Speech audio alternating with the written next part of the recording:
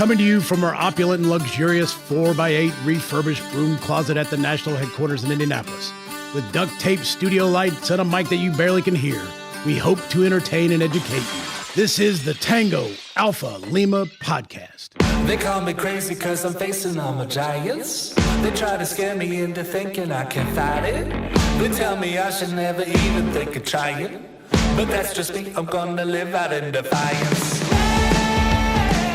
Hello, and welcome to our third episode now of Tango Alpha Lima podcast, as we sit here continuing to be trapped in scene one of The Stand.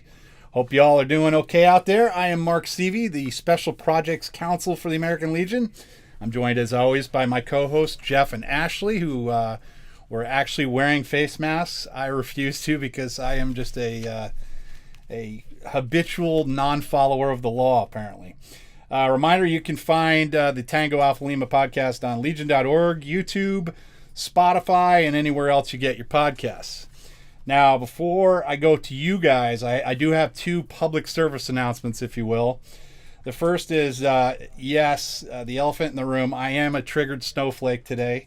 When I got the text yesterday about Gronk, I immediately curled up on the floor and cried myself to sleep. And we're talking crying like Rudy, Bambi, Field of Dreams as like a three-way kind of crying, just sobbing.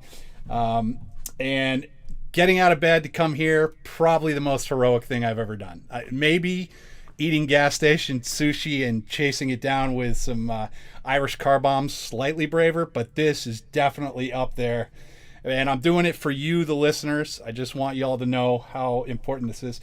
Second thing is slightly more informational. Did you guys know that if you go to YouTube and you search Alpha Lima Tango instead of Tango Alpha Lima, you get a YouTube Iron Maiden playlist, which, you know, I'm not going to tell them how to do their job because they've got 6.948 million more views than we have.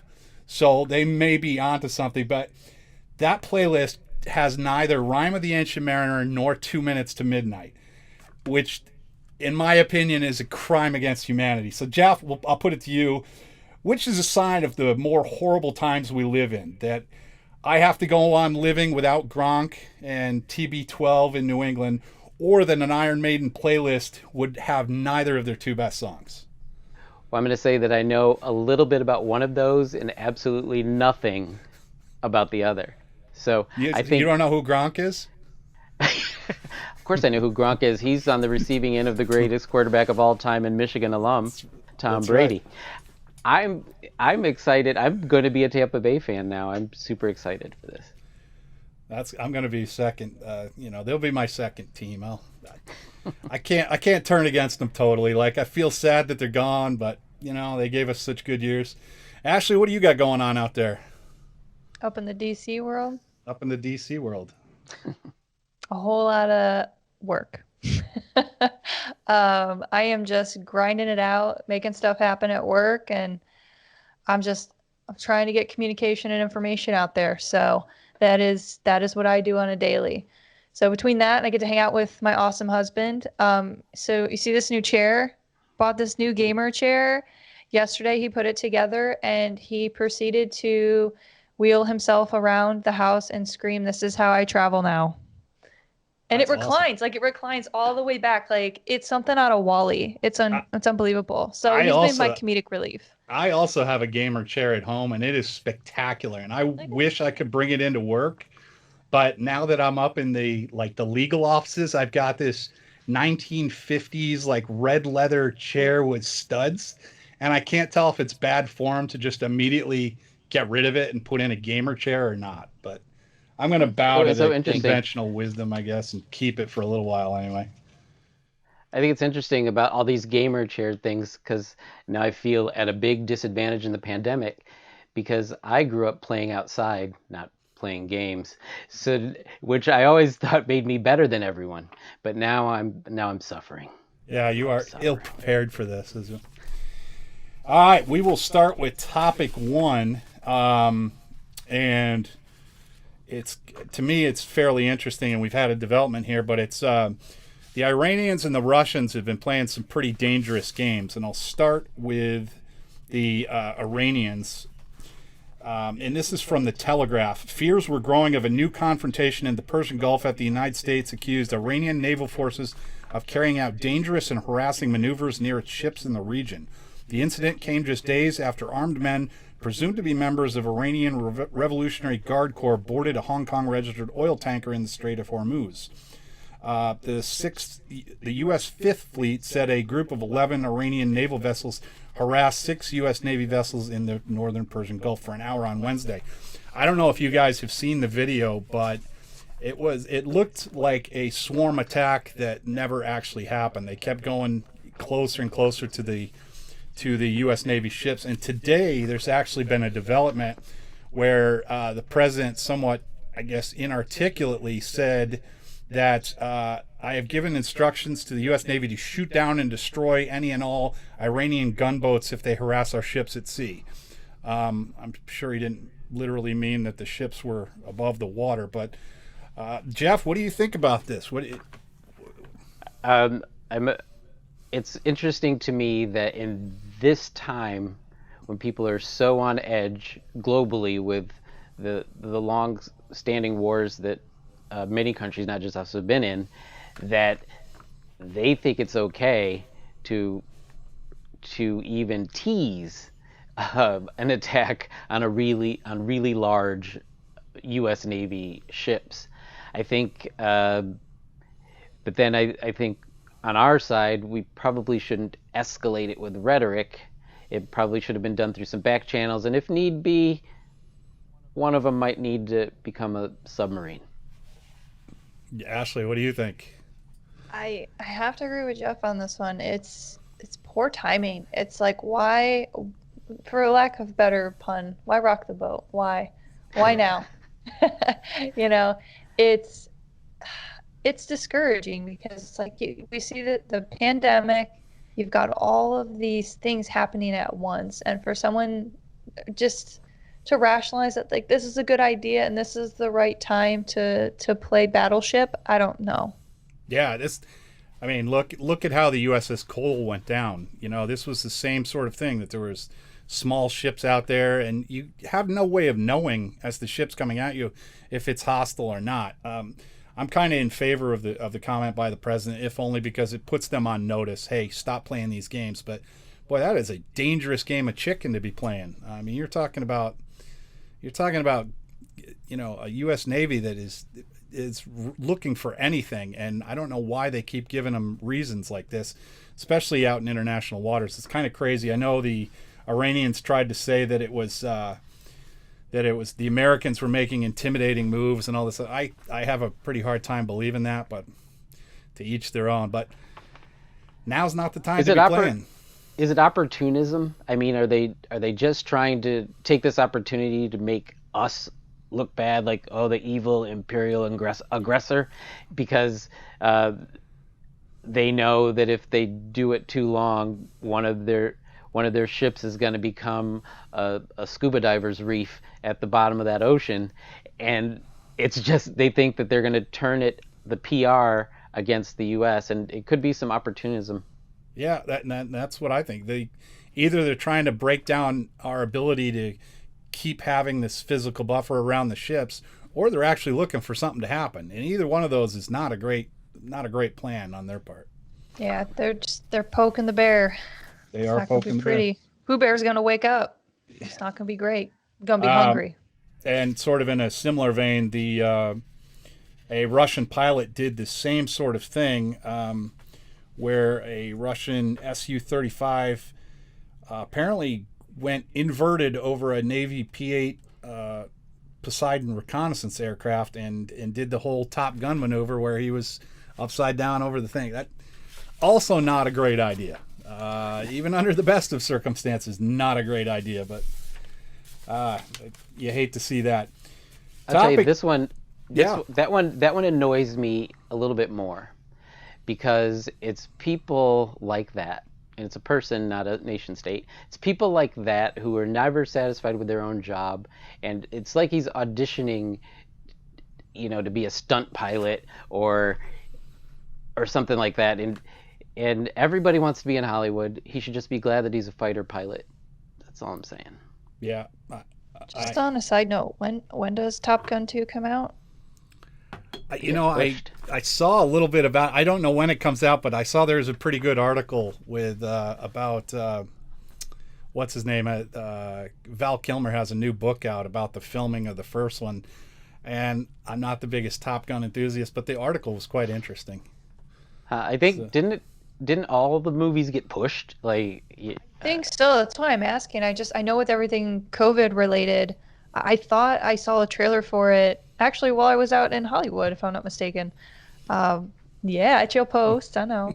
But I remember seeing it, and it gave me the chills because, of course, I'm like in Hollywood Post Theater, and like the sound. If anyone's ever been there, highly recommend. Gave me the chills, but I'm like really excited for this movie, and I know that we're talking about a fighter pilot obviously not being super smart, but movie? Anyone? Looking forward? Happy? Positive note? Hey, when's this movie coming out, right? Yeah, I think we're going to be waiting. I think we're going to be waiting a while because obviously all the theaters are closed. But it'd be good to see. Some high-flying action on the big screen. I did see that drive-in theaters are making a comeback, so maybe we can go that road. All right, story 2. We're going to go to you, Jeff. What do you got for us? Oh, Mark. So just to start out, this is not a story about child pornography. I don't want the authorities to come look for me. What's happening is the ICE, the immigration, is I'll just read it instead of trying to improvise because I'm sounding like a fool. So, the language at a small graduation ceremony inside a federal office building in Washington Friday morning was militaristic. Fighting, front lines, enemy, war. The language, for a 5th year, U.S. Immigration and Customs Enforcement rather quietly has trained a small team of injured, wounded, or sick military veterans for a different type of deployment, supporting the agency's lesser-known investigative arm as analyst on child exploitation cases. The ones who will be able to take photos off a hard drive in a child pornography investigation. They help identify the perpetrator and build the case for an arrest. It is a battle, it is a war, and it needs to be, said Daniel Ragsdale, ICE Deputy Director. Now, I think, honestly, that this is so awesome. I think sending people with that mission mindset, even if they're not able to hump the trail and carry the ammo anymore, is only going to help defeat this enemy. And it's not an enemy of a nation state, it's an enemy against humanity, and they need to be destroyed. It's just simple as that. Yeah, what do you think, Ashley? I just want to add in, it's something that can branch out into other things, whether it's identity theft or anything else, because most of their work is obviously going to be done over the internet. And that's where we're seeing a great uptick in crime. I did want to mention briefly that in 2016, our national convention passed a resolution on this where we specifically talk about raising community awareness about the prevalence of sexual exploitation of children and encourage our posts and everyone else to cooperate with law enforcement agents, government agencies, and public-private organizations to seek to empower the public to take immediate and direct action to enforce a zero-tolerance policy regarding child sexual exploitation. And that, again, is a resolution from our 2016 convention. We have a long history of being involved in this, and I know you and I had talked earlier, Jeff, about how much you liked this story, and the more I read it, the more I liked it too. Ashley, what do you think about this? I think this is awesome. So the article states, since 2013, there's been more than 100 veterans that have learned the computer forensics through the Hero Child Rescue Corps, which is the equivalent to an 11-week program. So what's neat about this is that there are so many different benefits out there, but to know that there is a program specifically for veterans who are interested in computer forensics that can also have that restorative sense of purpose and mission is so awesome. the fact that it's nearly a year-long internship in the ice field offices, like that opens so many doors for our service-connected disabled veterans. So this is a great program, and it's so unique that I mean, this is the first time I've ever heard of it. So for those who are able to go and check out this article, the front picture is like just a bunch of just it's Joes. so cool. Yeah, just a bunch of Joes. It's just a bunch of guys who like once got like some of them got the beards going on. Like I love it. Like they're veterans. I did notice the beards. Over half of them. Yeah, over half of them beards. have like that I'm no longer in the service and I want my like giant beard. Like I want my King Leonidas beard. I'm tired of shaving every day beard. But yeah, like this is just a group of folks that want to continue to give back. And I think this is a great initiative and program. And I think it will open up a lot of doors for veterans. And again, it could be just a foot in the door, especially if you're trying to, work for federal agencies. Yeah, it's a good experience for all the guys. It's a good cause. And I think we can't overstate how much being part of a team going after bad guys really is, how much that means to, I think that most veterans, the thing they miss the most about military service when they get out is just that camaraderie. And if you can still build teams around an inherent, topic or battle that they're facing, I think it's just spectacular. Well, I also hope that it's something that catches on. And I think, the story is getting headlines because of who the enemy is. But the actual skill set that these guys bring and the actual mindset that these guys bring and gals is that being on a mission and being with a team, they can get just about anything done. And I hope that translates to other areas, not just in federal government employment, but also in the private sector. So this could be a great catalyst for a lot of our veterans who are unemployed and underemployed. Yep. And speaking of underemployed and veterans, Ashley, let's go to you for topic number 3 here, because I think you're going to give us an update. Absolutely. So y'all know I'm, a big nerd. So I follow legislation, I follow benefits, I love this stuff. So I wanted to give you all a quick update. So yesterday, the Senate passed H.R. 6322, which is the Student Veteran Coronavirus Response Act for 2020. Among the many protections for student veterans, this bill provides and authorizes the continued VA work-study payments during COVID responses. The bill addresses education programs and assistance for veterans during the covered period of March 1st through December 21st, 2020. Specifically, the bill authorizes the Department of Veteran Affairs to continue paying work-study allowances during this period of emergency and educational assistance. There we go. And educational assistance payments shall not be charged against the individual's entitlement to education assistance if the individual was unable to complete a course or program due to the temporary closure of an educational institution, or a temporary termination of a program by reason because of the emergency situation. Right. So this includes related trainings and rehabilitation program for veterans with service-connected disabilities. So right now that bill is headed to the president's desk, and hopefully we'll have a quick signature, but that's going to rectify a lot of issues that student veterans who would normally be getting, basic housing allowance based on their credits in which they're taking at the school or what they're certified for. So it's going to alleviate a lot of stresses for student veterans who may have also fallen off the category for stimulus checks. Yeah. And that's going to be a big one because there's so much uncertainty to begin with. And as a student, there's all the more uncertainty as you're trying to do your schoolwork and everything else. And now you're not sure how you're going to pay the rent or pay your tuition. I think it's great that they've managed to address this fairly quickly in terms of what DC does. Jeff, you got anything? Yeah, I think in homage to it being about a college education, they used a lot of words to say that we're gonna keep paying you. It's baffling to me that something like this doesn't get written in ahead of time. I've also said about the American Legion, I can't believe that we're having all of these discussions about what are we going to do? We can't meet. When the American Legion was established a year after the Spanish flu ended, it's I think a lot of these things with a little bit of forethought could be handled a lot easier. I'm shocked that any students' payments were stopped in the first place.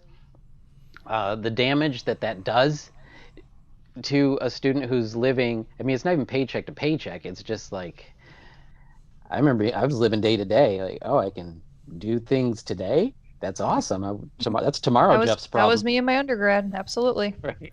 Who And among I us? didn't have GI Bill. I only had 1606, which is the Montgomery Reserve Select. So I was only getting paid, what was like $270 for like the full semester. I also had National Guard scholarship, which was covering tuition, but I was responsible for fees, and I still had to work multiple jobs in school. So I can only imagine what some folks may be feeling, and I know that anxiety of like, where's that next paycheck? Is it going to cover everything? Now, Ashley, you're tiptoeing in dangerous water right now. You're the youngest one among us, but you were so close to what these kids these days. You're like, when I was young, When I was a youngin'. I had to work. I'm flashing back to my days when on the day before payday, all the Joes would go out drinking at like 2 p.m, and you had no choice but to drink until at least midnight because that's when you got paid.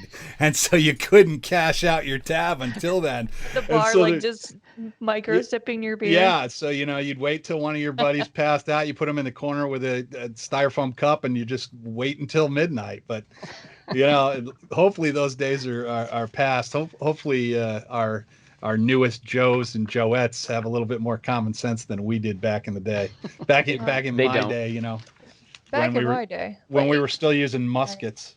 I think it's really important too that, if anything, this has awoken a new thought of emergency planning and like thinking through what ifs. And I think, especially having like a public health background, like I was kind of trained in this school of thought. So like when we see like these long inundated processes of having to go get extra legislation passed by law, just to have to go through all those hurdles, I think us as citizens need to start holding those representatives accountable, be like, hey, like moving forward, like we need to have a plan of action. Like we need to start thinking these things through, because it's going to have to happen. Like we're going to have to restructure the way we make some of these laws up and what the flexibility of them are. It's going to happen. And I think this pandemic has brought forth some of those faults in that system. Yeah.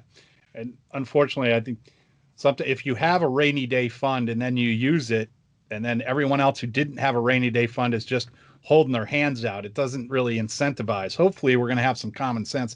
I know I was reading a story, and it wasn't even veterans or military related, but the NCAA at one point had a $500 million fund that was there for a rainy day case. And it was there 4 years ago, and they used it all up in a year. And then, of course, this year, the NCAA tournament is canceled. And now they're looking at all these problems. And so there's a plan afoot that I heard about yesterday to have NCAA football and NCAA basketball at the same time, to play them both in the spring next year. And that would, interesting. Talk about going from 0 to 60. I mean, what do you do on a Saturday when the NCAA tournament has started, and you've got number 1 Alabama playing against number 3 USC in football? number one Michigan playing unranked Ohio State, but it's dream on. It's also filtered down into people's personal lives, I hope, because last night we had here in Los Angeles we had an earthquake, and I was thinking to myself, oh man, at least I know I have food and water that I had a good supply of because of the whole COVID thing.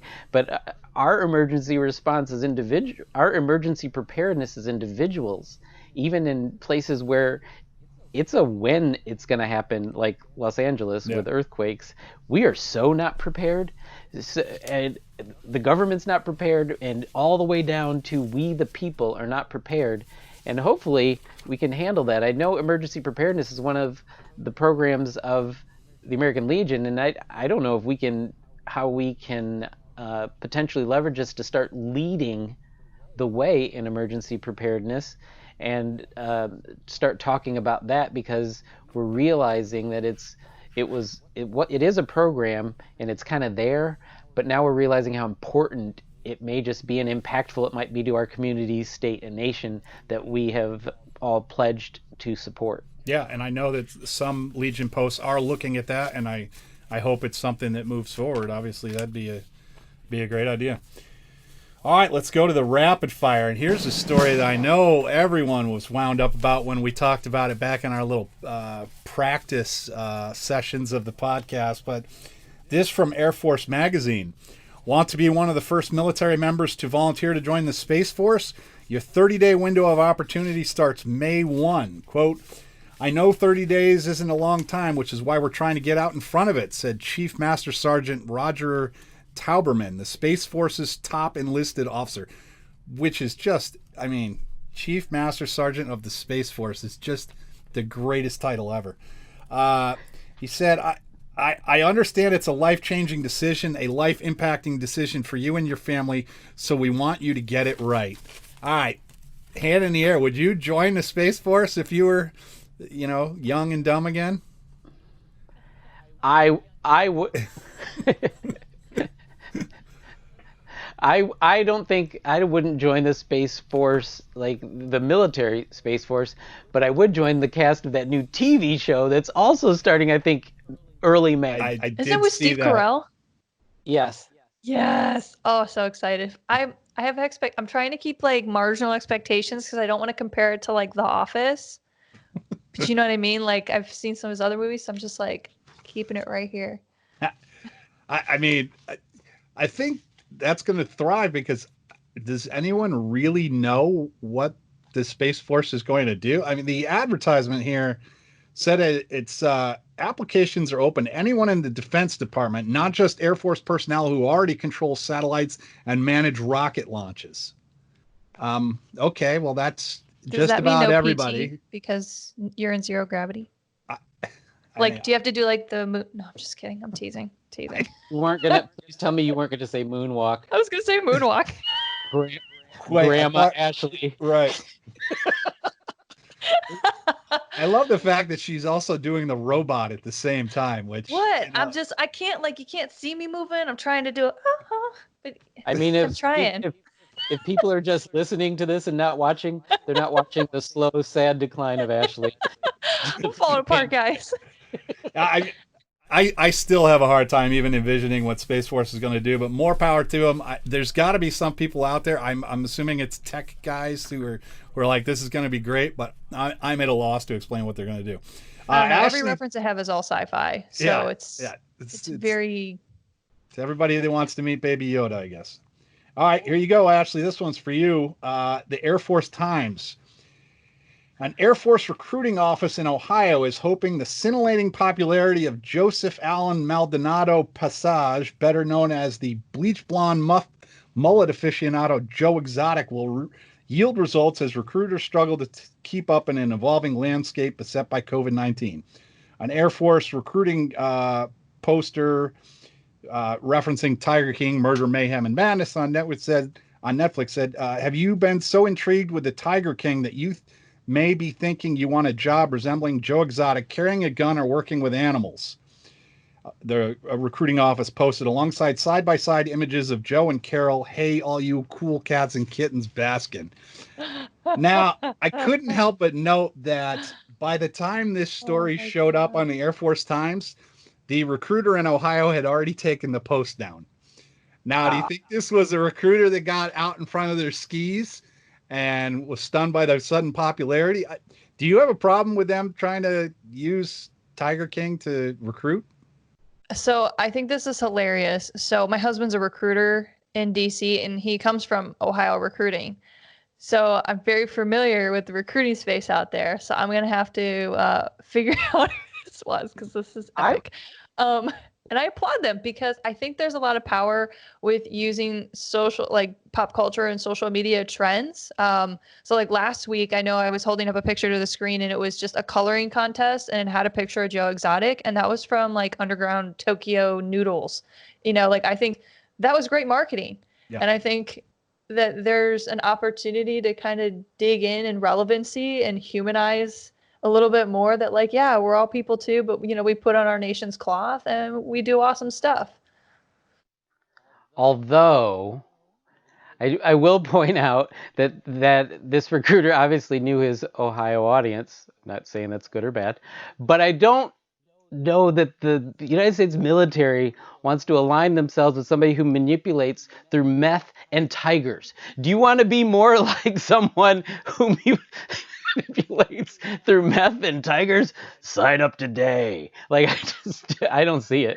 My favorite image though is of some colonel sitting there going, I don't know what this is all about. Let me Google it. Right. And then gosh. There were people in that chain of command who were scratching their head like, what is he Gotta talking keep up with about? the kids today. CV. No. And now everyone should know that you put these stories together. I think you're secretly watching. I think so too. Watching the show. Yeah, I think you are. I sat around and watched 9 hours of a documentary on the American Revolution yesterday for about the 5th time. That's my TV viewing. There's zero chance that I'm watching Tiger King. Star Wars Rebels, documentaries, how the earth was made. That is the outer limits of what I will embrace. I might watch a football movie and that would be about it. The outer limits, eh? You sure you're not interested? You have till May 1st to make a decision. Yeah. Embark on a new journey. I do not think it's for me. I spent some time with the guys who do drive the satellites up in Thule, Greenland, and it was negative 54 degrees every day. And there was no sunlight whatsoever in the winter months. They had a heck of a party on February 28th when they had a 6-minute day. The sun just kind of came up and went down, and they threw the greatest party I've ever been at. But to me, I just don't think driving a satellite's really my thing. I prefer to put the pack on and boots go on hump ground out kind of somewhere. guy. Yeah. Speaking of which, the Army has bolstered their Arctic Tab, which is like the Ranger Tab and the Sapper Tab. They are anyone who graduates from the courses in Black Rapids, Alaska, which teach troops cold weather and mountain warfare, including skiing, snowshoeing, and survival skills. These courses also teach students to understand new problems like how the harsh Arctic conditions sap battery life and limit the capabilities of autonomous vehicles that the military has grown to rely on over the past 2 decades. I'm in favor of the Arctic Tab, but I don't think, I don't know how cold you need to be to train for the cold, but it just doesn't sound like it's not very appealing. It doesn't. Ranger School, totally get it. Ranger School has a mythos. I just don't know that building an igloo and sitting in the ice is really going to be my thing. But what do you think, Ashley? You going to go for your? This is a subtle way of preparing for the next ice age. I'm teasing. I'm teasing. Are we freezing or are we melting? I can never remember. I can never remember either. But you know what? Who knows? Are you going to go get your I grew up in Ohio where it could snow, rain, hail, have wind, and then have clear skies by the end of the day, and then drop to like 30 degrees. So I'm prepared for anything. Jeff, you're coming from the Marines where everyone is just an elite fighting force unto themselves, and so they don't need special forces and Ranger and everything else. But what do you think? You going to go to Arctic school? I am not going to go to Arctic school. I have a couple of ridiculous things to say here. When you first started reading that, when you started reading the description, it sounded a lot like we were training people to dominate the Winter Olympics with the skiing, biathlon, and then with all of this talk about ice and tab, I'm going to make myself look as old as Ashley. I think Diet Coke is better. Da-dum bump. Tab. Oh man. All right, and I'm gonna. Well, you know what? I'll throw it out to you guys. Who's got my first parting shots? Do you want to go with? Why don't we go to you, Jeff? I'm gonna go with and I'm this is going to be random. I don't know anybody there. They don't, but Weehawken Post 18 in New Jersey. I am going to shout them out because I saw on Twitter that they responded to the National American Legion post about our podcast, and they go, "Ooh, we want to start a podcast too." A podcast. Hopefully, you'll speak better than I. Hopefully, you'll speak better than I am today if you do that. But I just want to tell them to go for it. Get in early now and make it super popular so that we can get more listeners too. So go Weehawken Post 18 in Jersey. Do your thing. Ashley, what do you got? Very nice. That's awesome. My husband's from New Jersey, so shout out to Jersey. What? He's from South Jersey. I know y'all describe it as two separate entities, north and south. It's like living in different places, I don't know, farmland, city. That's besides the point. All right, so my shout out, I do want to shout out my post, Vienna Post 180, and the 16th and 17th District combined in Virginia. We did lose a post commander to COVID, and we know that a lot of folks in the DMV or the district of both, DC, Virginia, and Maryland area are all under pretty close quarters. So I just want to give a shout out to all those folks out there in the American Legion who have just been stepping up in the immediate area, near and dear to my heart, close to home, and any condolences to those family members that have lost someone to them. But I just want to continue to encourage folks to have hope and, to continue to do battle buddy checks. And I just appreciate, not only my post, but other posts that are stepping up in the local area. And my shout out is going to be to, and I got to look up the post number, post 152 in Alabama, Opelika, I believe is the name of it. And specifically a Legionnaire down there who passed away of coronavirus this week. And he was Medal of Honor recipient and Vietnam veteran, Command Sergeant Major Benny G. Adkins. He passed away at the age of 86 after being in intensive care for a while. I'm not going to go into his Medal of Honor. You absolutely just need to go out and read it. This guy was a stud among studs. One of the most amazing stories out there, and I had a Medal of Honor recipient specifically text me and say this guy was the real deal, and he absolutely was. He's got a great book out there. I think it's called Tiger in the Midst or something of that nature. But again, Benny Adkins, Legionnaire and Medal of Honor recipient, great guy. I do have one update that will make both of you happy. This is from our producer, Holly, who tells us that the movie Top Gun 2 is going to be released on December 23rd, 2020.